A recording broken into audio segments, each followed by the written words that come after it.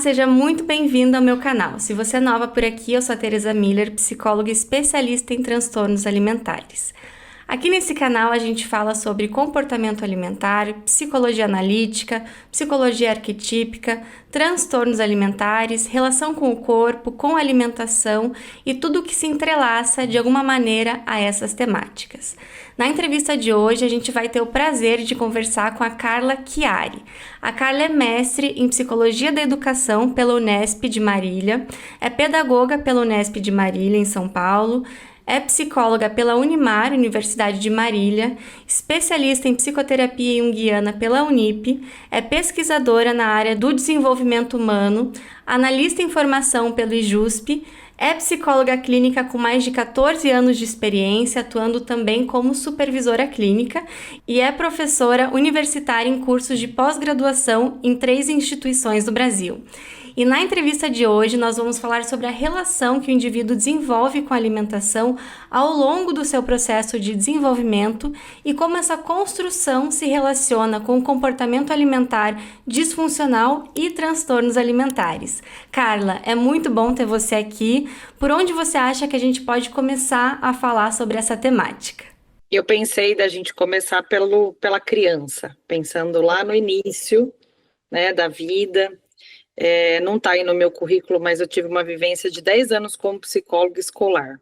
Então, a experiência com esse monte de criança me trouxe vários olhares sobre a alimentação de modo geral, né? A alimentação, a gente é inserido no mundo e a gente está vivo porque a gente come. Acho que é um primeiro ponto para a gente olhar. E o bebê reconhece o mundo através da primeira alimentação, que é o leite, que pode ser o leite materno ou o leite também, né, comprado, enfim. É o início da vida através da boca.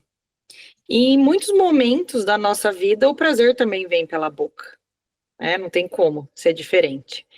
Mas pensando no desenvolvimento da criança, lá no início da vida, o alimento ele também pode ser afeto, né? Também pode ser uma demonstração de amor. E aí a gente vai, talvez, Teresa, para vários caminhos, né? Tem gente que só encontra o afeto a partir da comida. Se eu fosse resumir o transtorno alimentar, seria isso. A complexidade dos afetos, né? Como eles se emaranham e como que desatrela, né? Tem como desatrelar esses afetos tão afetados, né? Que afetam tanto. Tem até uma música do Teatro Mágico que fala que eu acho linda, né? Que o teu afeto me afetou é fato. Então a gente é afetado o tempo inteiro, né? Tem como, mas é uma questão de um processo de muita terapia, de compreensão, que os afetos não vêm só através da comida. Eu vou para frente e para trás, tá? Acho que é legal a gente... Perfeito. A criança, ela tem um período de alimentação, né, pelo peito. Se aquilo não é respeitado, aquela criança não vai conhecer o mundo de outra forma. Eu tive uma experiência de olhar uma criança no consultório que chegou para mim com 5 anos, porque essa criança engasgou uma vez, todo o alimento dela era batido e peneirado. Eu já atendi. Carla, já atendi isso também. Gente, mas foi uma vez. Aí eu perguntei para o pai e para a mãe: vocês estão vivendo a realidade ou vocês estão vivendo a expectativa? A expectativa é que ele engasgue de novo, porque a realidade foi uma vez só. Você sabe desengasgar? Perguntei para ela. Falou, sei. Eu falei, então, né? Você está limitando o desenvolvimento de uma criança por conta de um episódio. Eu entendo que é desesperador imaginar que a criança vai engasgar, né? Mas você privar ela do direito de se desenvolver. E esse menino mesmo, ele tinha várias questões alimentares, né? E a criança, desculpa, Carla, a criança ela acaba também se identificando, porque aí os pais muitas vezes vão repetindo, não, porque ela se engasgou, por isso que ela não consegue, ela não consegue, ela não consegue. E a imagem que ela vai construindo dela mesma é de alguém que não consegue comer. E se a gente for respeitar o processo de desenvolvimento, a criança nasce normalmente sem dente. O dente vai se desenvolvendo para que a gente comece a mastigar e desenvolver todo o trato digestivo.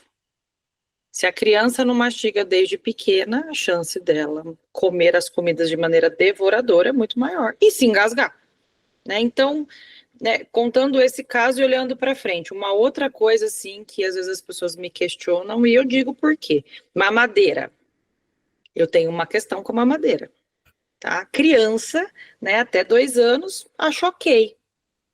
Mais que 2 anos, você vai ingerir uma quantidade de líquido imensa para uma criança para dormir à noite, é diferente do bebê que está em desenvolvimento. A criança, a partir do momento que ela começa a se alimentar de maneira pastosa, né, conteúdos um pouco mais rígidos, aquele alimento ele demora mais tempo para absorver. Então a gente não tem tanta fome, diferente do leite. Mas se você dá tudo isso e o leite junto, né, uma outra questão para se pensar. Já começa já inserido pelo excesso. E é um excesso que você não está respeitando o desenvolvimento. Criança não toma leite à noite. Mais de 2 anos. E aí eu falo, né? Eu brinco com os meus colegas, com as fonos, né? Se você conversar com uma fonoaudióloga ou com uma dentista, ela vai falar a mesma coisa que eu tô falando. Uhum. Atrapalha todo o trato digestivo, o dentinho, né? Enfim. Ingestão de líquido em excesso com a criança pode desenvolver quadro lá na frente de alcoolismo. Injeção em excesso de chupeta, mamadeira. Os vapor da vida, não preciso nem dizer, a moçada, né? Que é o prazer só na boca. Não respeita esse processo, né? De tirar essa chupeta. As crianças pequenas mesmo desenvolvem vários problemas de fala, de comunicação por conta da chupeta. Enfim, a gente está indo para frente, para trás, mas eu vou e voltar várias vezes. Perfeito. E fiquei pensando a dificuldade também desse indivíduo aprender a lidar com a falta, porque ele aprende até o incômodo, já vem ali sei lá, os cuidadores já entendem que é fome. Não necessariamente é fome. A criança tem, ela tem os desconfortos dela, naturalmente, mas quando se começa a colocar em excesso a comida, ela vai entender o quê? Né? Que desconforto, comida, desconforto, comida. E o desconforto de comida baixa a tolerância à frustração.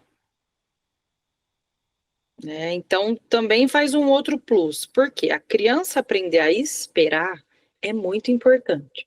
A criança pequenininha, se ela espera um pouco a comida ficar pronta, ela entende que ela vai ser alimentada do mesmo jeito, só que a vida não vai ser do jeito que ela quer. Né? Pensando na criança pequenininha, em que ela chora desesperada e a gente fica tentando encontrar o que acontece. Ela vai ficando maior, ela vai entendendo, né? A comida quente, por exemplo, tem que assoprar.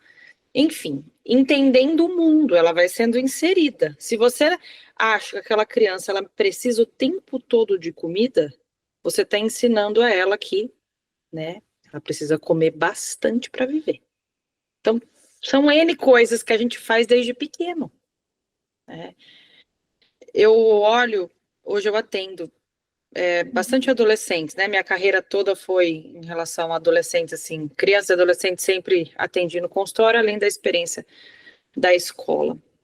Se a gente for olhar os adolescentes, a cada 10 adolescentes, 2 chegam a desenvolver algum tipo de transtorno, né? Uma dismorfia corporal de alguma forma. Por quê? Uma mudança, né? O porquê? São tantas coisas, a questão hormonal, mas essa ideia do corpo também muda.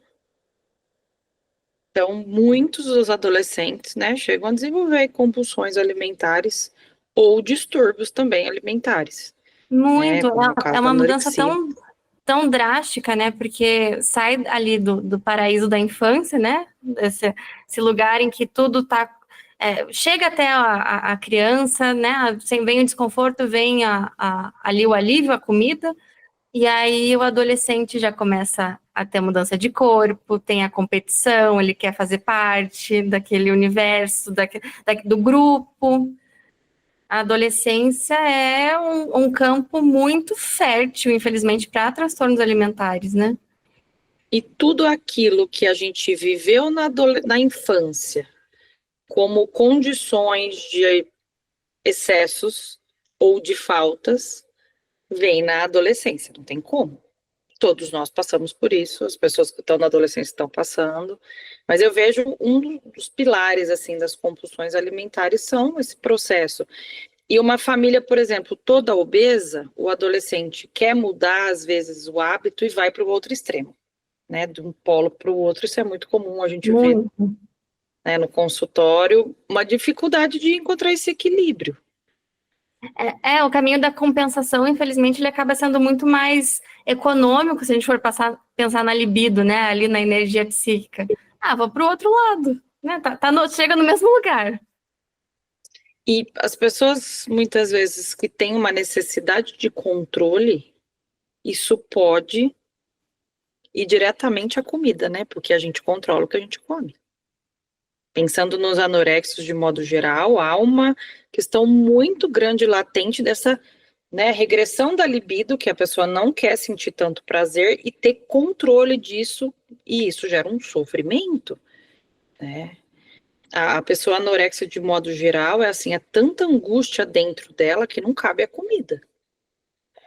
E o Ela, adolescente já tem, né? Essa ela tá angústia. cheia de tantas coisas. Ela tá se alimentando de tantas coisas, do medo, dessa agressividade contra ela mesma. Ah, ela tá cheia, mas tá vazia, né? Não tem E aquela nutrição boa. não, pensando no Winnicott lá da mãe suficientemente boa Isso. que respeita as fases, na adolescência a gente está lidando com um corpo em transformação e um mundo que cobra esse corpo pronto, né? Mas ele não está ainda. O mais difícil de se lidar com o adolescente, na minha opinião, é fazer eles entenderem que tudo na vida tem um tempo, né? Essa impulsividade do adolescente de querer resolver rapidamente as coisas. E eu vejo que isso às vezes se carrega na vida adulta também. Não sou contra cirurgia bariátrica nem nada, tá, Tereza? Só acho que a gente tem que pensar um pouco para esses movimentos abruptos, né? Totalmente. Eu tenho uma adolescente que ela tá assim, já há um bom tempo querendo colocar prótese na mama, enfim, mas é uma menina que não se desenvolveu o corpo ainda. E o tanto que essa mudança corporal tem a ver com essa rapidez, porque ela era uma menina obesa, emagreceu, né? Não tem mais o seio como tinha antes e ela quer preencher. E é muito forte isso no atendimento com ela. E tem tudo a ver com o que você trouxe da família fazer com que a criança entenda que ela precisa esperar. E muitas vezes a família também não sustenta isso porque já dá ali, porque é mais fácil. A criança tá ali, tá desconfortável, tá chorando, tá resmungando, você já alivia, você já ensina que não tem um tempo das coisas. Só que aí vem essa cobrança depois. Essa cobrança da alma mesmo, né? Ah, eu quero para ontem. Mas não é assim. Essa menina, eu brinquei com ela que na vida ela tá numa fase agora que parece um caldeirão bem quente. E a gente tá com a colherzinha de pá só mexendo para ver que hora que vai comer. E a vida é isso. Às vezes a gente tem que ter uma pausa e esperar as coisas acontecerem, se ajustarem. Mas suportar isso com o paciente não é fácil, porque você está junto com ele lá no movimento. E sendo pai e mãe, muitas vezes essas pessoas também querem resolver rapidamente, porque não suportam o próprio sofrimento, muito menos o sofrimento do filho. Então, eu falo que a comida, ela permeia tantas coisas, né? A gente for olhar na palavra, né? Comemorar. A comida mora dentro da gente. É lindo isso, se a gente for pensar. Né? Mas não precisa morar sempre, né? A falta também é importante. Você saber esperar o tempo, até da comida ficar pronta, né? É o E, celebrar da comida. e aí a gente vive também um paradoxo, porque cada vez mais as coisas indo muito rápido, a gente com menos tempo, a correria e tal.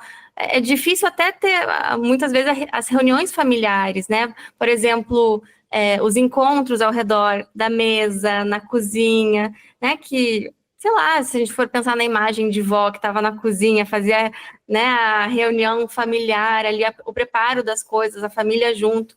Isso vai diminuindo, né? A gente não vê com tanta frequência hoje isso. Claro, existe, mas numa menor escala. Hoje em dia está tudo muito rápido, e aí esse sintoma a gente vê na clínica, né? Pessoas muitas vezes com obesidade que elas querem perder peso rápido, não importa como, não importa como. Eu já escutei no consultório, se a saúde for prejudicada, de menos, eu quero ser magra. Eu já escutei muitas vezes de muitas pessoas isso.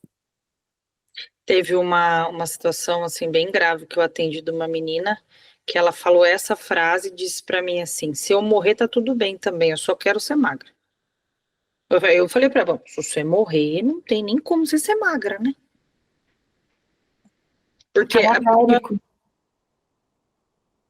e é assustador pensar que muitas vezes essa ideia de beleza é perder a saúde. Uma coisa não tem nada a ver com a outra. É. E eu não sei como é no teu consultório, mas também chega o polo oposto para mim. Chegam mulheres que, às vezes com sobrepeso, obesidade, que tem uma questão com a comida afetada, né? Mas que elas vêm já com um discurso como se fosse errado elas quererem emagrecer.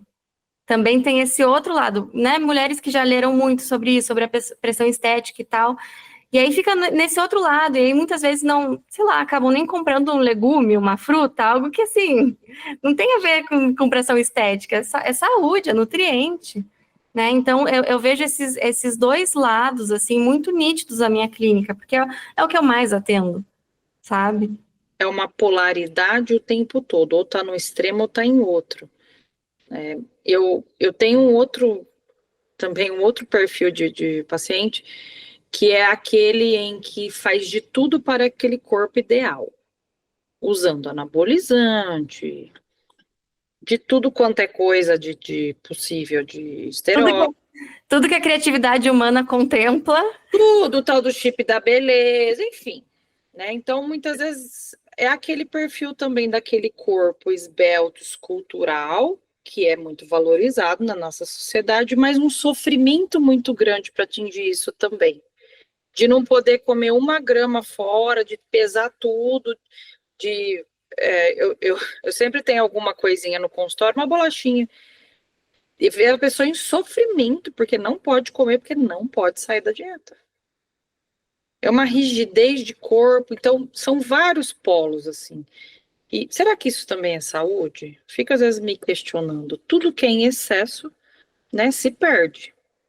É, Aí, o que eu vejo muito, que eu escuto muito, são pacientes que começam a ir na academia e começam a perceber aquele ambiente. E assim, eu não frequento, então eu não sei muito bem como é. Eu já fui, mas não tenho essa. Eu não vou na academia, né? Eu faço outras coisas. Mas é um ambiente muito adoecido, muitas vezes. Claro que a gente não pode generalizar que toda pessoa que faz academia está em sofrimento psíquico ou transtorno. Mas, assim, são comentários, são obsessões muito problemáticas. E aí a percepção de corpo, ela também acaba sendo fragmentada, né? Eu quero melhorar a minha bunda, eu quero melhorar a minha barriga, eu quero... Sabe, parece que o corpo ele pode ser moldado, manipulado. Oi? É um Frankenstein. bem, a bunda eu quero de um jeito, eu quero o peito de outro, sabe? O braço de outro, e nem combina. Não, e aí eu atendo adolescentes também, né? E adolescente falando, não, porque eu quero a barriga daquela minha amiga, aí eu quero aquilo daquela, sabe? Daquela outra. Como é que vai ficar? Não tem como, né? É humanamente impossível para começar, né? E como o indivíduo vai lidando com isso, o desejo do impossível, ele deseja algo que ele não vai ter, não importa quanto ele malhe, quanto ele faça dieta, ele não vai ter. E aí volta para onde a gente começou. Como que sustenta a falta? E a falta vem de lá de trás também, se a gente for pensar naquele bebezinho, né? Porque uma pessoa que é tocada com o corpo, que se ama, se respeita, ela vai valorizar o que ela tem, né? Eu faço trabalho corporal com criança, é muito interessante perceber esse movimento, porque o transtorno alimentar tem a ver com o inconsciente, que tem a ver com o corpo, que tem a ver com o materno. Então, eu vou no outro movimento, né? Aquele corpo tocado, que se toca, que se respeita, é um corpo que se desenvolveu e sabe que o quadril dela vai ser diferente do quadril do coleguinha, e que bom que ela mora naquele corpo, né? Então, vejo também uma questão de uma dificuldade das pessoas se aceitarem, porque se eu só idealizar aquilo que eu estou vendo, não aquilo que eu estou vivendo, isso também é dismórfico, né? Não, e eu achei lindo isso que você falou, até anotei aqui, né? Porque, assim, um corpo que se respeita. O que a gente mais vê é desrespeito ao corpo. Porque se eu me respeito, se eu entendo que eu vou morar dentro desse corpo o resto da minha vida, né? Eu sou bem sincera com as coisas que eu falo e que eu acredito, né? Nós mulheres, A gente nasce no sexo feminino. Algumas mulheres, tem mulheres que muda depois, mas assim, pensando no biológico, né? A gente nasce mulher. Se tornar mulher já é um outro problema, né? Meu Deus! Meu Deus! A clínica tá cheia disso, né? E se tornar mulher é aceitar o seu próprio corpo como se é, né? E a gente tá falando de ciclo hormonal, a gente tá falando de que a gente é 4 coisas no mesmo mês, que a gente não é igual, porque a gente tem uma ciclagem de hormônio. Eu sempre falo para as mulheres, para a gente falar de transtorno alimentar primeiro, vamos antes olhar o seu corpo? Como que é para você ir no médico, fazer exame? Como que é você passar um creme no corpo, se cuidar, tomar água? Sabe assim, eu falo que eu volto na criança lá pequenininho do materno. Que é o contorno, né? Muitas vezes esse corpo ele tá tão sem contorno, sem borda, ele tá transbordando. Inclusive pessoas que não se olham no espelho.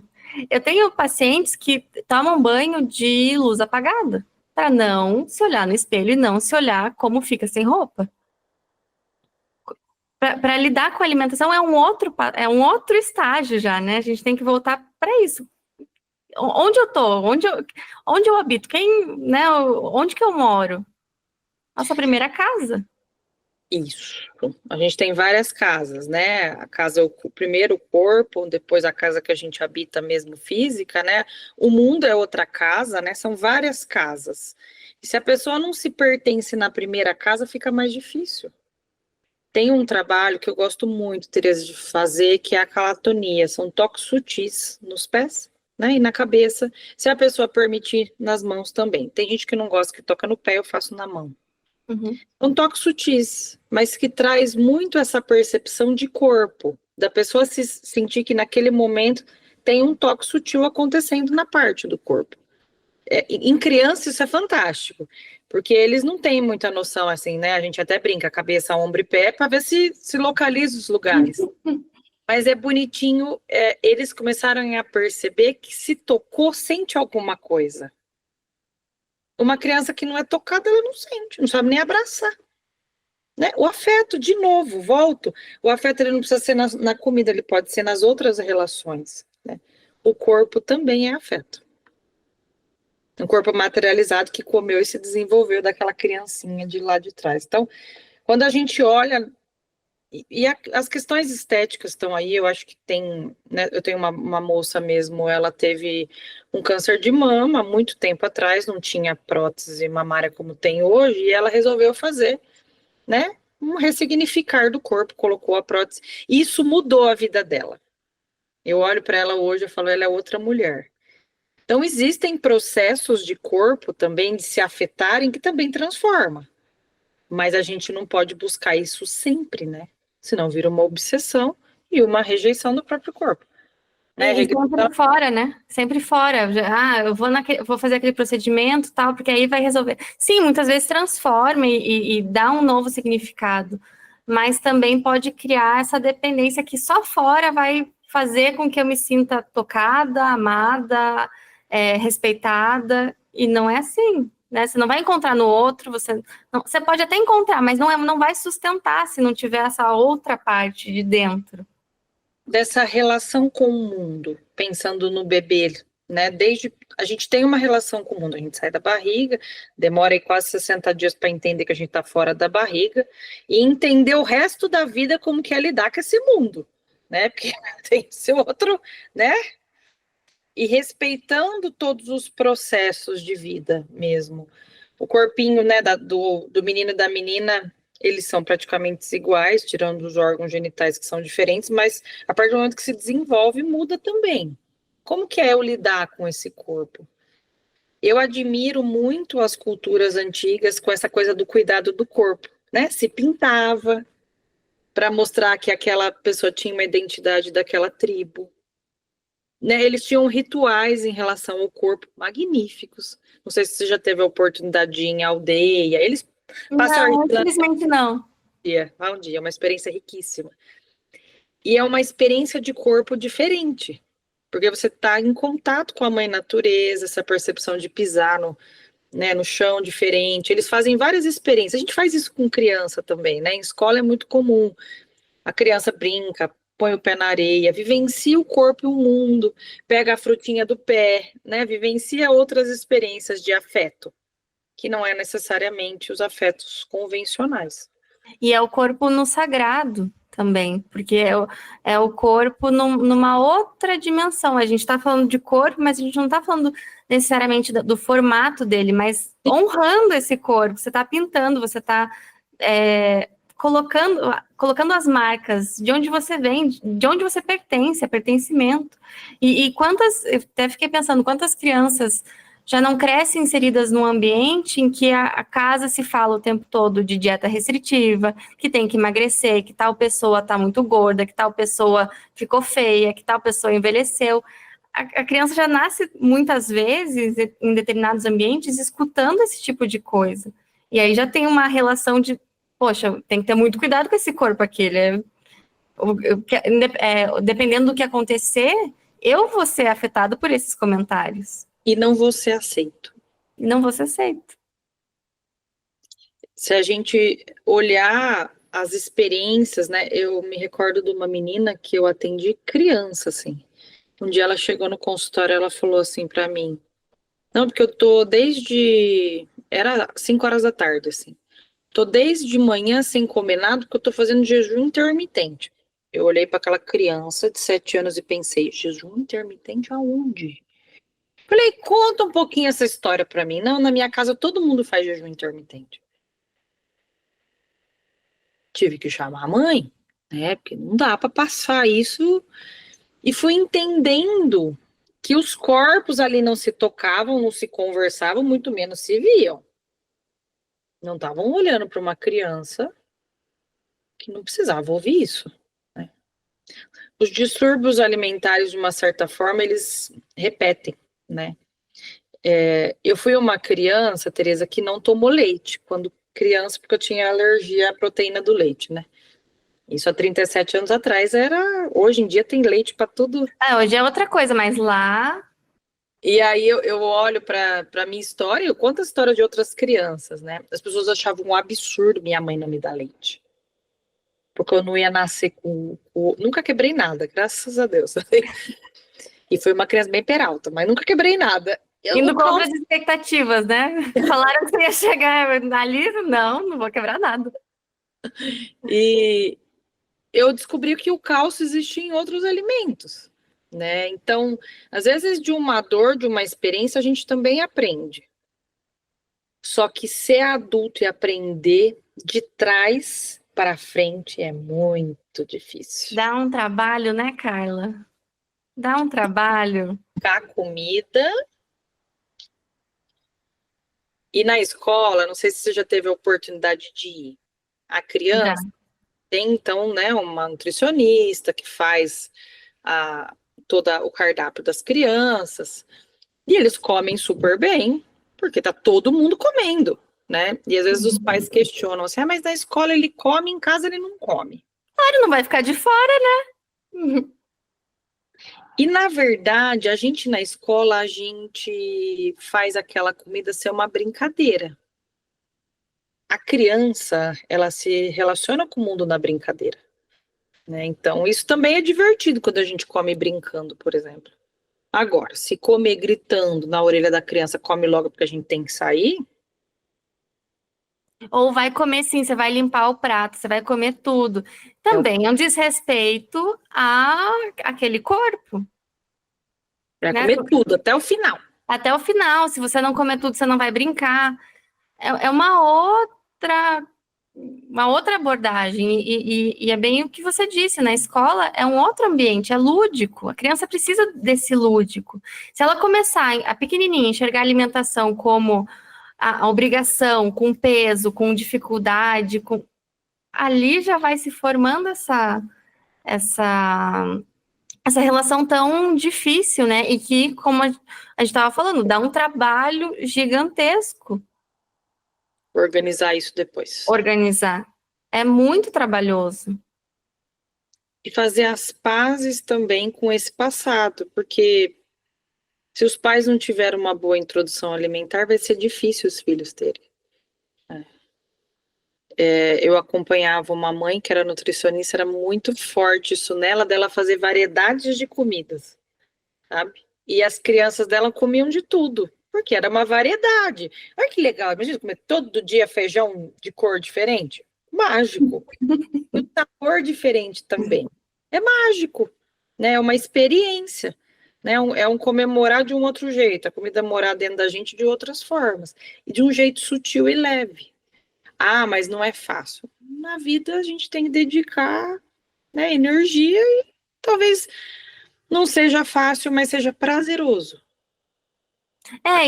E não é porque não é fácil que não vai não vai facilitar em outros aspectos também, porque, ok, o fácil do fast food vai dificultar em outros aspectos diariamente, se a gente for pensar. Não é que não possa, a questão é a quantidade, a frequência, o contexto e tal.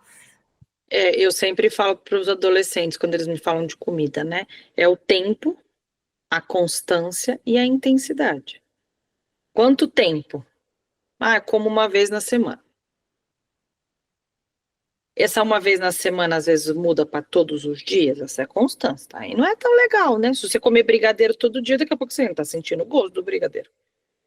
E essa intensidade é um brigadeiro ou 20? Uhum. E muitas vezes o processo de compulsão alimentar vem por um outro desequilíbrio da vida também, e ok, vamos lidar com esses desequilíbrios.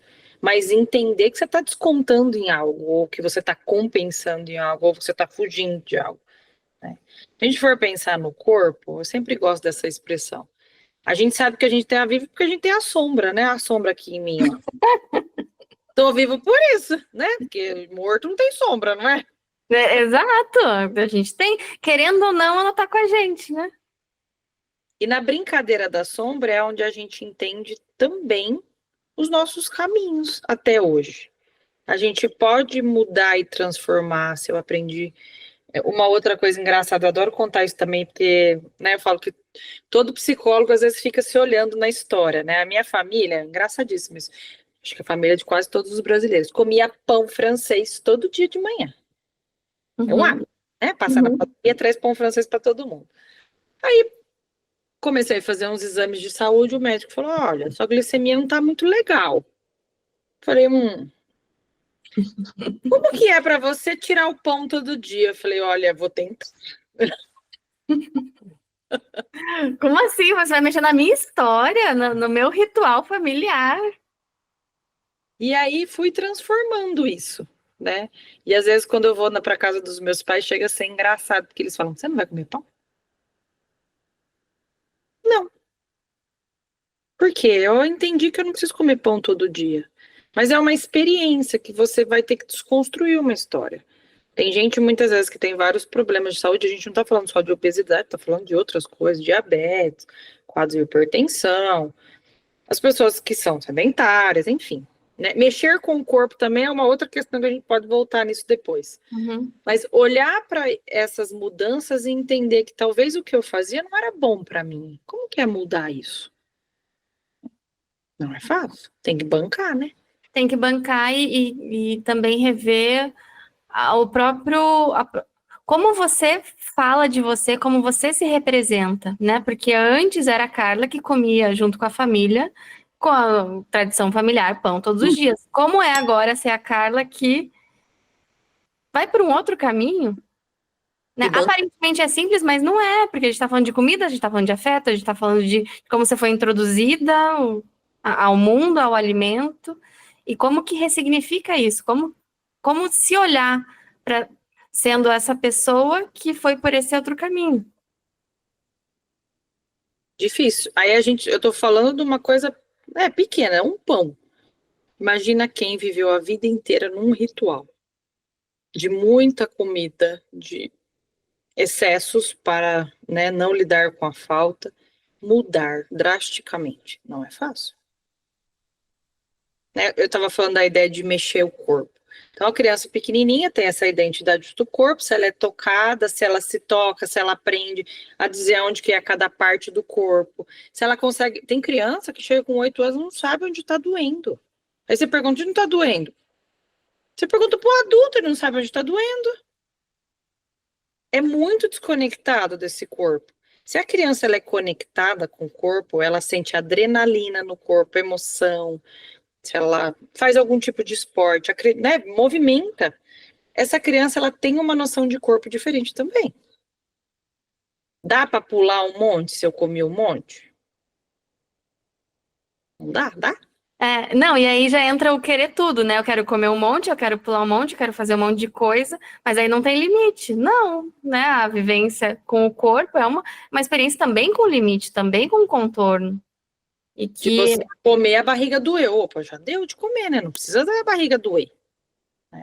E eu até, você falando isso, eu lembro até de relatos, assim, de pessoas que vão em buffet e elas não têm a mínima noção do quanto elas precisam para se saciar. Elas veem ali aquela alta disponibilidade de alimentos, vão colocando, vão colocando.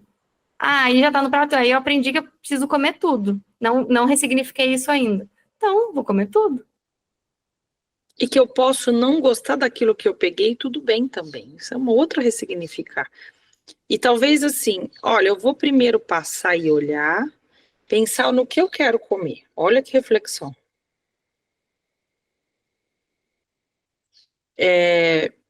A mudança do olhar para a comida também, de achar que sim, eu preciso comer tudo, porque pode ser que em algum momento eu não coma nada. Também tem esses excessos. Hoje eu posso, hoje é o dia que eu posso fazer isso. Eu me recordo de uma moça, quando ela chegou para mim, ela comia uma refeição por dia. E era a refeição em que estava a família inteira, porque ela tem uma grande questão de comer sozinha. Então, de final de semana, ou quando ela ia para casa dos pais, aí ela fazia todas as refeições. Só que, imagina, se você come uma vez só, seu metabolismo é lento, ela tinha uma questão com a tireoide, enfim, tinha várias outras coisas. E da dificuldade dela de comer sozinha, ou de ir num lugar, por exemplo, sentar e comer. Então ela preferia ficar horas sem comer, mas a hora que ela sentava e comia, ela comia como se e passava mal, né? Enfim. E aí, como que metaboliza esse afeto? Como que é esse processo digestivo dos afetos? Precisa ter muita comida, precisa ter muita gente. Eu sozinha não me sustento. Sozinha eu não dou conta. E tem um outro lado também do nosso processo de desenvolvimento da história, né? Tem pessoas que são adultos, mas que não fazem a própria comida até hoje. Tem esse outro ponto também, né? Essa moça era essa questão. Ela esperava as pessoas fazerem comida para ela. Uma desconexão totalmente. Tá lá na mamadeira que a mãe fazia para ela quando ela tinha X anos. Tá lá. O mecanismo é o mesmo, né? Tá, é a mesma dinâmica. Uma experiência de vida de total dependência. Olho para a questão, né, muitas vezes dos distúrbios, como essa questão de dependência também. E olho para essas pessoas também, às vezes tentando. Tem uma outra paciente, ela já fez cirurgia bariátrica, ela engordou e eu comecei a atender ela nesse processo. E ela me contava, assim, que ela acorda de madrugada, tem uma questão muito séria de acordar de noite com fome e comer. E a primeiro momento ela me contou que ela comia um cesto de, uma coisa de pão da Panko, assim, Uhum. inteirinho, pão de forma inteira. E aí um dia eu perguntei para ela assim, você consegue comer metade? Ela falou, vou tentar. Da metade a gente chegou depois para 4 fatias. Hoje, quando ela acorda de noite, ela come uma fruta e volta a dormir. Ela emagreceu 42 quilos. Pode ser que um dia ela chegue a não comer mais nada à noite. Se ela não conseguir, tudo bem, também vai comer a fruta. Mas foi uma criança que tomou leite de mamadeira até os seus 14 anos na mamadeira. Não é um padrão que ela repete? Totalmente. Uma mulher de mais de 40 anos. E que precisa de força para hoje, aos 40, bancar isso nesse processo de mudança, sentindo que ela também pode se autorizar a se alimentar de outras maneiras e de outras coisas também. Sentir o corpo sem tanto pão à noite. Sentir o Mas corpo com uma fruta à noite. e a gente, como terapeuta, tem que ter uma delicadeza para, às vezes, conversar sobre isso, porque a pessoa já vem e já espera ser julgada. E aí Ela já conta esperando uma crítica, né? e me conta chorando porque não conseguia não comer o pacote inteiro de pão. E o quanto isso foi difícil para ela nesse processo. Né? E aí eu brincava com ela, às vezes, falei, vamos pôr umas frutas daquelas que tem que sentar e descascar, sabe? Uhum.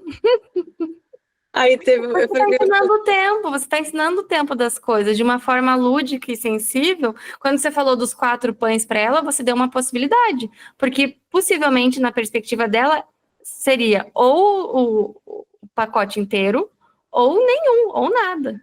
É quando você sugere, tá, e 4, e 3, você abre, opa, um caminho de possibilidade. do pão inteiro, vamos metade, da metade 4, da 4 vamos tentar trocar por uma fruta. E a gente riu bastante outro dia, porque estava na época de tangerina, e aí ela falou assim, ah, eu comprei umas tangerinas, falei, essa daí vai ser pro lanchinho da noite. Aí ela ria de cima, tá. Entendo que teve um dia que ela acordou, tirou metade, aí olhou pra tangerina, ah, não, o sono tá tão gostoso, vou voltar a dormir. A fome nem era tão grande assim. Então, brincadeiras à parte, a gente vai entendendo como essa psique funciona, como esse processo de compensação funciona. E se um dia ou outro ela comer pão à noite, tudo bem, mas aí voltar, né, para o processo lá atrás dela. E quantas outras mulheres também, com várias histórias, já me atravessaram, e quantas coisas eu aprendi com elas também. Não, demais. A gente aprende muito e a gente olha para nossa história o tempo todo. É, porque a comida atravessa todos, terapeutas, pacientes, a gente também Todos, é paciente, a gente também todos. tem a nossa história, a gente também teve os nossos cuidadores, então a gente também se permite ser atravessada ao escutar esses relatos, porque senão não tem processo, não tem caminho. É porque se eu tô aqui no alto falando exatamente o que ela tem que fazer e tal, eu não tô ouvindo necessidade, não vou nem me conectar. E os excessos, talvez, da gente entender o porquê que a gente faz isso, né? Eu tenho um menininho, ele é um querido, assim, e a mãe tem uma questão muito significativa com comida. Quer socar comida nele e ele é aquela criança agitada, elétrica. Então ele come e ele fala, não quero mais, e é isso. Aí Uhum. outro dia a demanda dela para mim, ah, ele não come algumas frutas. Falei, algumas quantas, né? Porque, ó, tempo, constância e intensidade. Quantas? Ah, ele só não gosta de goiaba e não gosta de melão. Tá. Quantas frutas ele come? Quase todas. Só não come 2. Falei, tá. Você já perguntou por que ele não gosta? Já, ele não gosta do sabor, ele acha que a textura é isso e aquilo. Falei, vamos respeitar. O que a mãe fazia? Mandava o lanche com essas frutas que ele não comia, para ele comer na escola. Aí ele não comia na escola. Podia estimular tantas combinações, tantas coisas, tantos sabores, com tudo que ele come, né? Também um olhar da família para querer incentivar aquilo que não é do interesse da criança, que não é o sabor. E a gente também é adulto, tem coisa que a gente não come. Também é Vamos criança. respeitar, né? Eu me lembro na escola, eu não gosto de tomate de rodela, não gosto, mas se tiver eu como. E aí eu me lembro uma vez eles fizeram uma pizza e a professora cortou uma fatia bem pequenininha do tomate e brincou, essa aqui é para Carla. Aí o menininho falou, por quê? Ah, porque eu não gosto do tomate muito grande. Aí ele falou assim, ah, eu não gosto de tal coisa. Aí o outro menininho falou, eu não gosto de tal coisa. Falei, tá vendo, gente? A gente pode não gostar das coisas. E virou, né? A gente riu ali foi uma brincadeira, né? E eu fiquei pensando, como é importante a gente respeitar a identidade de cada um. Não comer nenhuma fruta aí, né? Não, Aí é né? uma outra questão, né? Mas Estamos indo para outro polo. Mas se a criança come de 30 frutas, 28, dá as 28, né? Oh, Não, porque eu aprendi Muita coisa aí, né? muito. O menino comia de tudo. Mas é esse outro lado também de não respeitar as faltas. Vamos aceitar que a criança não come isso? E trabalhar também a expectativa dos pais, que a criança vai ser aquele prodígio que vai comer tudo, que vai ser o mais saudável, o mais inteligente, que vai performar sempre. É um peso na vida dessa criança, né? Porque por que que é uma questão para essa mãe que a criança não coma duas frutas? Porque ela acha que ela não é uma mãe boa por isso. Aí encaminhei para terapia, sabe? Perfeito. Falei, mãe, você não vai ser boa sempre mesmo. A gente não é perfeito, né? Que bom, né? Que bom, porque senão não é nem vivo. É na falta, né? Na separação da falta que a gente forma um outro indivíduo. É na sombra que a gente forma um indivíduo. É no contorno desse ser diferente de mim que a gente forma um outro indivíduo. No desenvolvimento psíquico mesmo. Não é uma máquina de reproduzir do que a mãe vivia. E a mãe nutricionista, cheia de questões também. Mas pelo menos esse fator a gente conseguiu, sabe, trabalhar. Mas são os respeitos. Eu penso muito na clínica de criança, que muitas vezes várias coisas da alimentação a gente consegue ajudar os pais nesse processo. Diminuir um pouco o sofrimento do adolescente lá na frente. Uhum. Gosto da clínica infantil por isso. Tem as outras coisas que eu não gosto tanto, que é a família, né? Você vira quase terapeuta de família. É bem também. Você atende mais crianças hoje? Não, hoje é a minha minoria crianças, mas foi a minha carreira no começo, a maioria crianças. Hoje eu atendo todas as faixas, poucas crianças, muitos adolescentes e alguns adultos. Ah, eu tô assim também. Eu tendo bastante adolescente, bastante adulto e pouca criança. Eu vejo que a clínica infantil ela exige outros aspectos de nós, terapeutas. Então, eu não sinto que eu consigo manter muitas, assim, para manter a qualidade.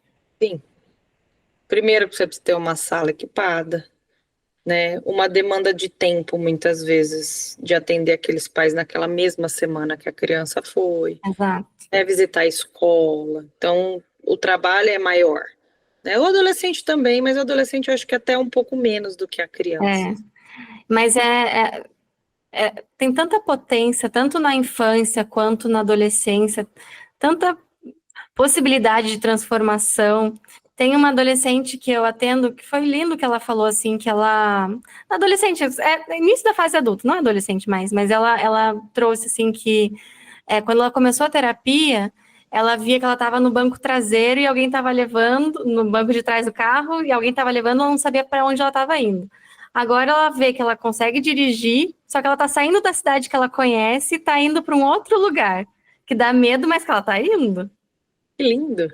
É lindo, né? Essas representações. Também questões com alimentação que vão modificando, e junto com a alimentação, e a gente vai trabalhando esses afetos relacionados, dá possibilidade, dá para ir para um outro lugar desconhecido. Você me falou, eu lembrei de uma jovem que eu atendo. Ela sempre teve uma questão alimentar com carne, uma dificuldade de paladar, de dó dos animais. E até enquanto ela estava na casa dos pais, meio que obrigada, assim, ela tentava comer outras coisas ou comer menos, não gosta, não adianta. E ela foi fazer faculdade fora, e no bandejão da faculdade tem comida vegetariana. Uhum. E ela, né, trouxe essa identidade como uma pessoa vegetariana. E alguém que faz a própria comida, que tem um prazer imenso em cozinhar, e às vezes quando ela vai para a casa dos pais, rola alguns embates ainda. Né? E eu falo que essa identidade alimentar também, bancar não é fácil. Não é nada fácil. Esse se descobrir, né, o tirar para colocar outras coisas e para se ver nu também, né, de dentro, é um trabalho e exige esforço, exige paciência, exige tantas coisas, né, para sair desse automático e ressignificar. Mas tem um prazer nisso, né? De você bancar quem você é.